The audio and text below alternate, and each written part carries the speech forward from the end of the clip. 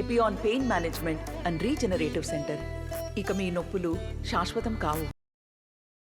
ఆయన ఫోన్ గుంజుకోరు, ఆ ఫోన్ గుంజుకోరు, మా ఫోన్ దీని ఫోన్ గుంజుకున్న తర్వాత ఆమె పని కాబోతుంది, ఈయన పనికి వెళ్ళిపోతున్నాడు.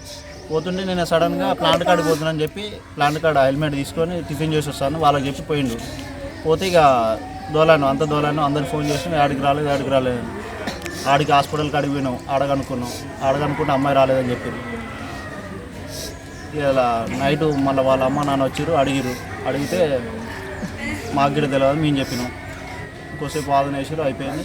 ఉదయాన్నే పొద్దున తెల్లారు అట్లా ఫోన్ చంపుతాం బెదిరించారు, బెదిరించారు. ఇంతకుముందుకి ఎప్పుడో జరిగింది, అయిపోయింది.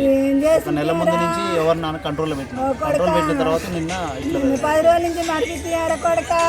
అమ్మాయి హాస్పిటల్ ఆర్వా hospital Suryapet public water plant మా మామయ్య దగ్గరనే చేశాడు. తెల్లవారుజామున సుమారు 6-6:30 ప్రాంతంలో ఆత్మకూరేస్ మండలంలోని తుమ్మలపెంపేట గ్రామం పక్కనే గల వ్యవసాయ పొలంలో ఇద్దరు ఆత్మహత్య చేసుకోరని సమాచారం వచ్చింది. మేము వెంటనే సంఘటన స్థలం చేరుకొని పరిశీలించగా వీరిద్దరూ అదే గ్రామానికి చెందిన తుమ్మలపెంపేట గ్రామానికి చెందిన గుండగాని సంజయ్, వయసు సుమారు 24 నుంచి 25 సంవత్సరాలు ఉంటుంది, క్యాస్ట్ బై గౌడు.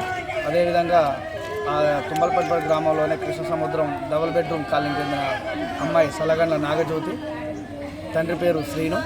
వీళ్ళిద్దరూ గత 6 సంవత్సరాల నుంచి ప్రేమించుకుంటున్నారని, ఇరువురు ఇళ్లలో ప్రేమకు అంగీకరించలేదని చెప్పేసి వీరిద్దరు పురుగుల మందు తెచ్చుకొని థమ్సప్ బాటిల్లో కలుపుకొని తాగి ఆత్మహత్య చేసుకోవడం జరిగింది. ఇట్టి విషయంలో మేము సంఘటన స్థలం చేరుకొని మృతదేహాన్ని ఏరియా హాస్పిటల్కి తరలించడం అయింది. దరఖాస్తు అందిన వెంటనే తగు యాక్షన్ తీసుకొని కేసు రిజిస్టర్ చేసి దర్యాప్తు చేస్తాం. మరిన్ని వీడియోస్ కోసం ఛానల్ ని సబ్స్క్రైబ్ చేయండి, లేటెస్ట్ అప్డేట్స్ కోసం వాట్సాప్ ఛానల్ ని ఫాలో చేయండి అండ్ లింక్ డిస్క్రిప్షన్ లో ఉంది.